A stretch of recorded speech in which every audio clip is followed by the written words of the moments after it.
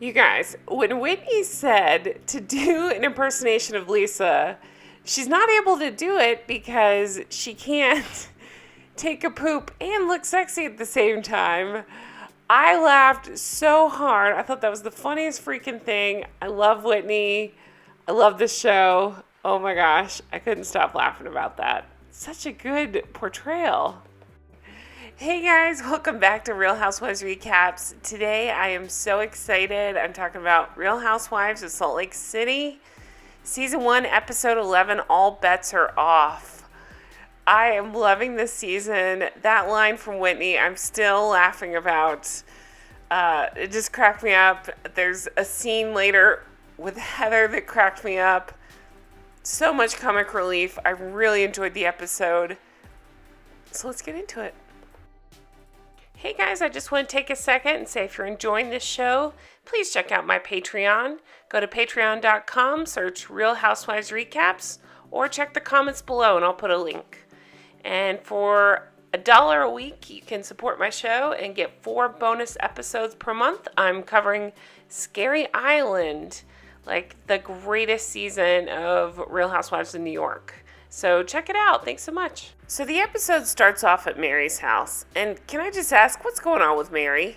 Some of you guys had put in the comments that you think Bravo is like blacklisted her or something, or shunning her because of all the scandal with the church. And maybe that's it. But what?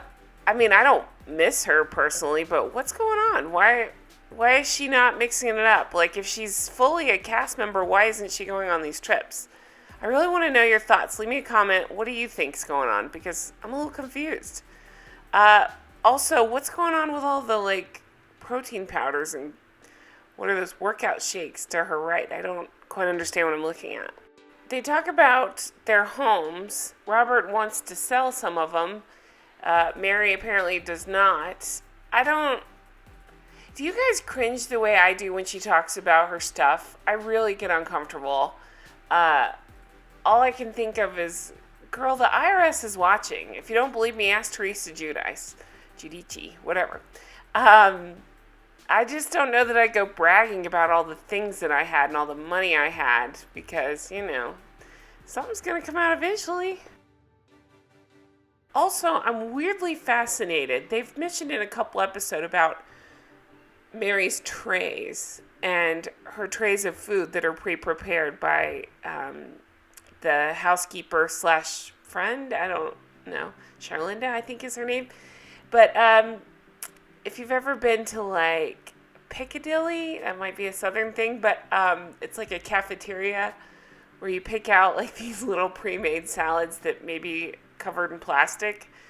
That's what's happening there. I just couldn't stop staring at that little sad bowl that's covered in plastic, and I think, oh, poor Charlinda. I think that's her name. Okay, and then I wanted to like Brooks. I tried to like Brooks. Everybody said, no, we hate him. I still tried to like him. But anybody that comes on screen talking about gluten-free, dairy-free, sugar-free, I don't want you on my TV. I don't care how anybody eats in their own life. That's their business, not mine. But he's putting it on TV. He's asking to be judged. So I'm going to judge him for this.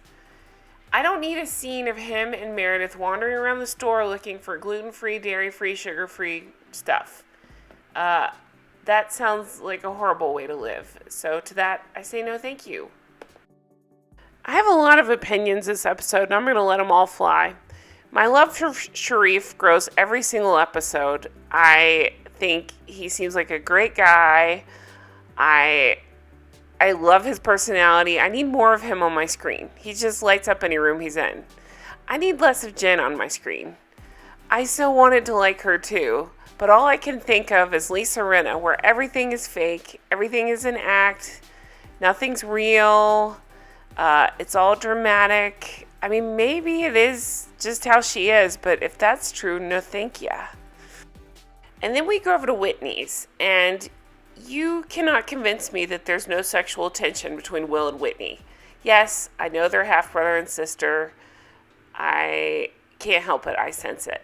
Okay, I'm going to tell you guys some dirty little secrets about me. You ready? Brace yourself. First of all, my name is Jen.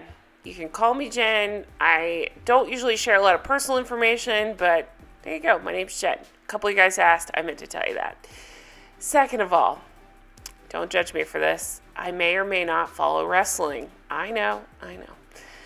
But when I saw Will, if any of you guys or your significant others or whatever follow wrestling, stick with me here. Does he not look exactly like Brock Lesnar? This is Brock Lesnar. That's all I can think of, even down to the stupid haircut. Sure, Brock Lesnar's probably gotten 75 pounds on Will, but yeah, they look a lot alike. It's weird. Seriously though, don't judge me. I'm the same Jen who loves Bravo. I just like wrestling too. Okay, so Whitney is trying to... P.S. I hate that confessional look on Whitney. Come on, Whitney. You're a gorgeous girl. I just think it makes her look too fakey, and I don't love that look on her. So it's hard for me to switch from silly to serious, but this is a serious subject. Her sister Shaylee, her brother Will, and her getting together with Dad. He's had this drug addiction for 10 years, and it kills me for Whitney every time she talks about it, because you can clearly see how it's messed with the whole family, and there's just not much I can say here except for what an awful situation. I appreciate this about Whitney, that she's willing to share all parts of her life, good and bad, and yeah, I just obviously hope for nothing but the best. I think this seemed like a real moment, not a manufactured one, and even Will was like, you've had a track record of talking and not following through, but Dad is seeming like, and I don't know Dad, but he's seeming like he's really trying, hopefully this time, and I think Whitney's holding out hope, of course, that he's trying this time and that it'll all work out. Man, I don't know. There's not much to say here except for what an awful situation, and I hope, of course, the best for their family. Now we switch over to my favorite, somebody who in my mind is my best friend and my drinking buddy. Okay, so Heather is meeting up with Jen and Sharif. Jen to camera says, I love Heather, that's my girl. I've been thinking about what she said at the hot springs about, remember she said that Jen wants to be friends with Lisa and Meredith and she's afraid she'll be cut out of the friendship. Well, anyway, she's trying to spend as much time as possible with Heather, and they decided to set Heather up with Sharif's friend who they call Big Daddy. He's in town. He's known Sharif for 30 years. And immediately Heather sees him and says, ooh, he's tall, dark, and handsome. And he's alive, so he checks all my boxes. I love her. So Big Daddy starts off ordering a cranberry and orange juice. And she says, Big Daddy drinks like a big baby. Oh my God. Everything she says cracked me up. All right. Jen is trying to tell Big Daddy about Heather. Nope, sorry. Yeah, she's trying to tell him about Heather. But he keeps cutting Jen off. He's more interested in the carrot that's stuck in his drink than he is in hearing about Heather. Apparently he lives in Pennsylvania. So Heather makes a mistake of asking this man about his job. The producers put a time clock on the screen. He starts about 7:35 talking about his job. At 8:43, he's still talking about his job. Heather says, he's so nice. She ended up calling it a sober TED Talk. I loved it. She was nudging Jen during the scene. It was just so funny and so cute. And yeah, that's not going to work out, but I wish her all the best. So back to Whitney's house. Her daughter's name is Bobby, and I can't not think about Whitney Houston, whose daughter is named Bobby. Okay, so after Sharif's party, they decided they all needed a break from each other. She's worried if things go too long, things will be worse. So we see a flashback in time the day before where she talked to Justin and decided she wanted to invite all the ladies to Las Vegas. All right, more personal information about me. I love Vegas. I've been, I think, 14 times. Yeah, I'm not exaggerating. I don't even live near there, but I love Vegas. I got a little bit of cheese ball in me, and I enjoy it, and it's fun. And so when I see that they're going to Vegas, I get very excited. Never heard of the place they went to in Vegas, but who cares? Very excited. Okay, so everybody's responding to the invites. Of course, Mary has to be obnoxious. She says she loves Vegas. She has a beautiful home in Vegas. One of my favorite homes. Okay. But she doesn't want to go if Jen's going. Jen and Mary seem obsessed with each other. It's weird. It's more than most housewives get obsessed with other women. It's a little strange at this point. Meredith, I've liked Meredith this episode. I don't know why. She just kind of bugged me. I think because she and Lisa melded into one person. And Meredith says, I'll go, but she doesn't want any more drama in her. Oh, she doesn't have any more drama in her. I'm thinking, girl, what show are you on? This show's all about drama. Lisa says she's on the fence about the whole thing. That's my Lisa impression. We see a packing montage, each of their houses. Of course, we have to have Brooks there saying something snotty. I don't know. Whitney says she never heard back from Lisa. Justin wishes her luck. They all go to the airport. Lisa isn't there. She didn't call Whitney, but still she hears through Meredith that she'll be coming on the trip. Okay. Also, Whitney put on her Vegas hair. I kind of love that. I think she looked beautiful. I mean, I think the short hair suits her, but, why not? Fun girls trip, why not? Put on your Vegas hair. So they arrive in Vegas. They have so much luggage that they have a stretch limo for them, and they have to have a separate car for the luggage. Oh, my gosh. How long are they there?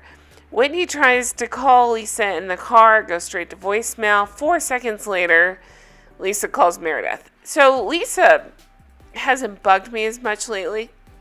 But I thought this was pretty rude. I really do. I thought, we all know how this goes. Our producers plan the trip, but we're supposed to believe that Whitney planned this trip.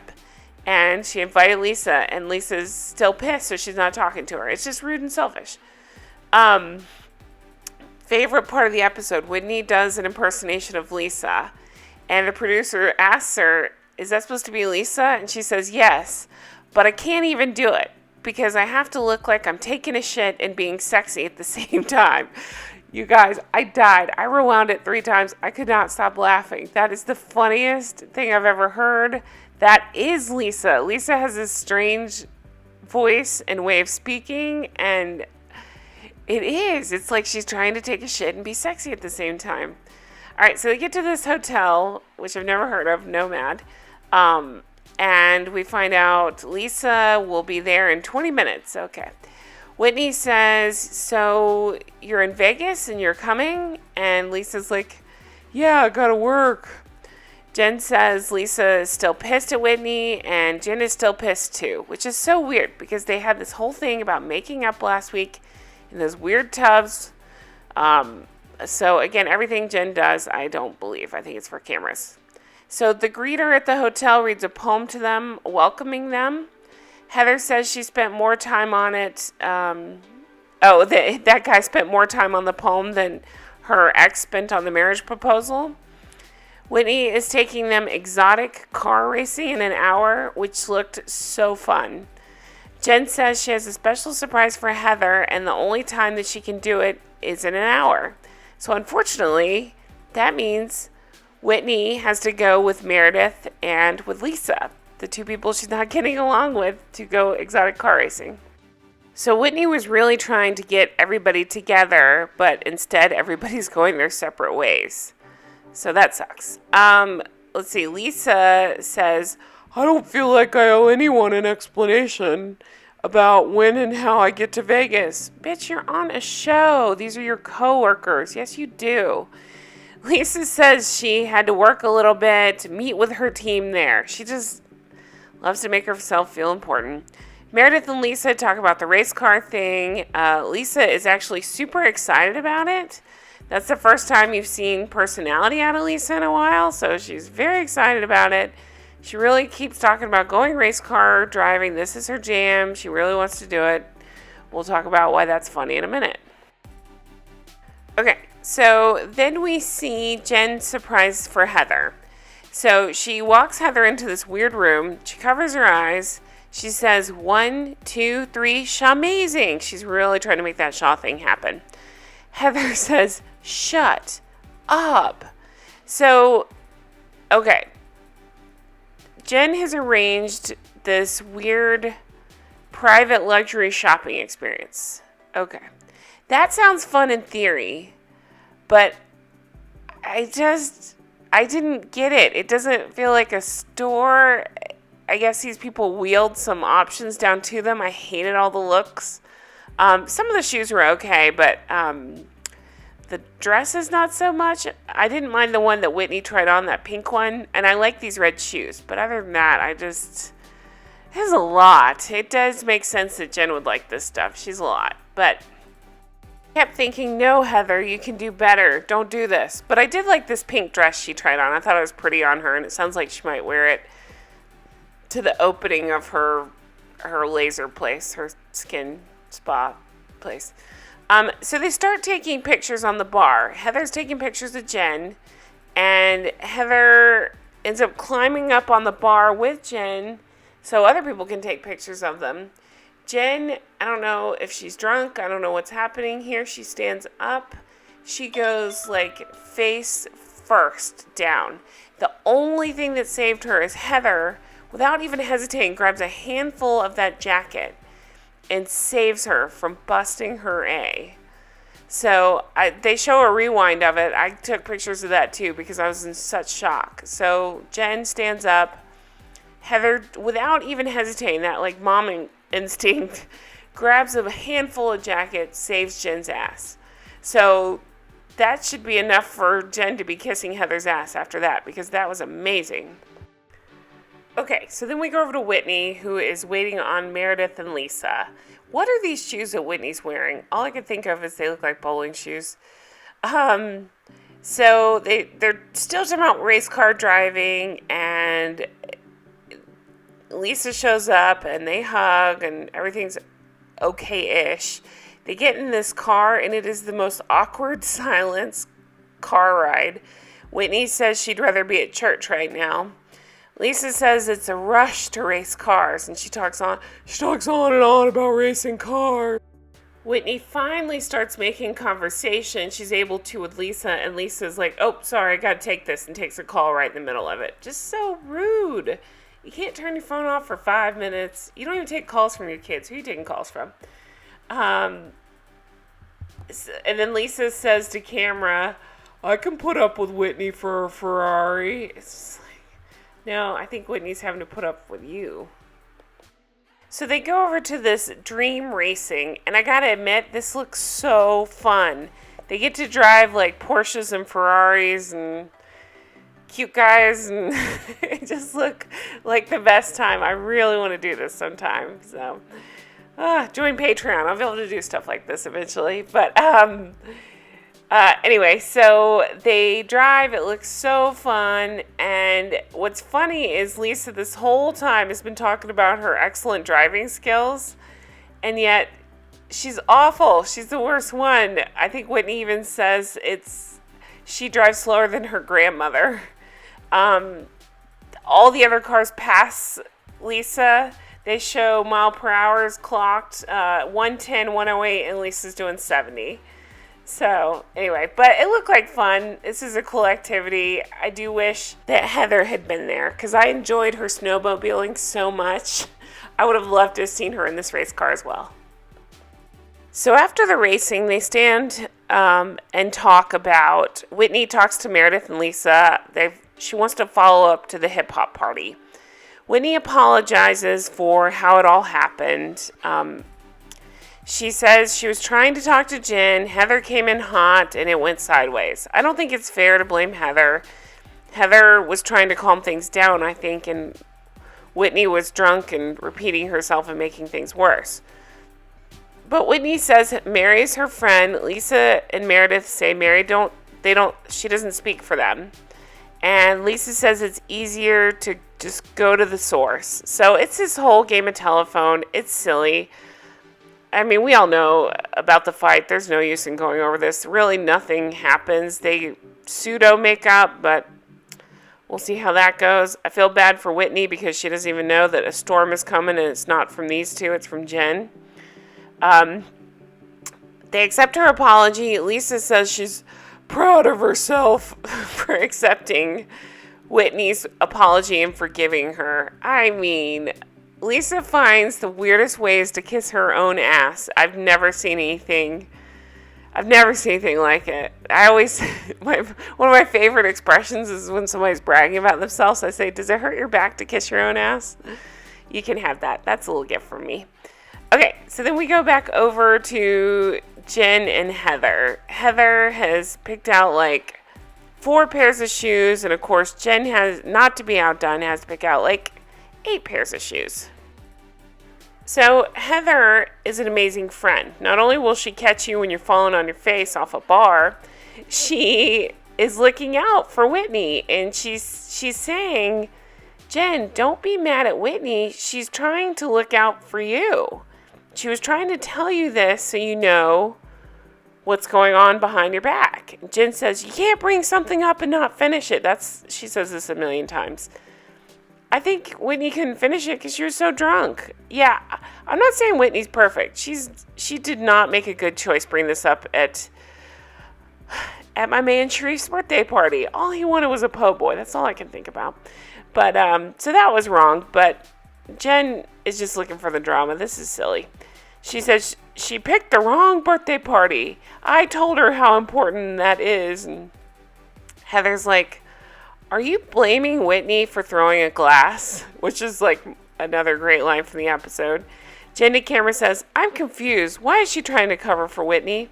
I don't think she is. She's reminding Jen how out of hand she was. Jen starts crying, saying, I'm your GD friend. You stand up for me. Heather says Jen wants a henchman, not a friend. Jen's crying, saying, the only reason I haven't bitch slapped Whitney is because she's your friend, Heather. Heather says, I thought you guys were good. Just talk to her. So we see a flash to next time. They're still in Vegas. Whitney says there's a chance for a good night because she's made up with Meredith and Lisa. And Heather's like rolling her eyes out of her head because she knows what's coming from Jen. And that's the face I would make too. So we see that it's Jen versus everybody. That's not a shock at all. Man, it'd be hard. I love Vegas. I don't want to travel with somebody like that. That's high maintenance and not having fun and not letting others have fun. That sucks. So Jen versus everybody. And then I couldn't quite understand what we're looking here. I think maybe a psychic reading. I'm not sure. All Whitney says is this lady will teach you how to stand up for yourself or speak for yourself or find your voice. I don't know. But the lady, whoever she is, asks everybody about who here doesn't trust Jen. And they all raise their hands. So I'm sure Jen will freak the F out about that. But I can't wait, and I am here for it. Man, I love this show so much. I find so much joy talking about this. I talk longer about this one than some of the others because it's so much fun.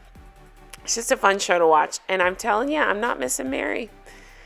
Anyway, so that is it for the episode. Thank you guys so much for watching. I really appreciate it. I hope you guys enjoy it. Be sure to check out my other episodes. I got more Bridgerton coming up. There's only 8 episodes in that series, and I have a couple more going up. I'm going to finish that thing out, and so check out for that. Everybody stay safe, stay healthy. If you want to support me further, please check out my Patreon. Really appreciate you guys who have joined lately and supported, and those of you who have been with me since the beginning, I appreciate you too. Thank you guys for everything. Please stay safe, stay healthy, and I will talk to you guys very soon. Bye-bye.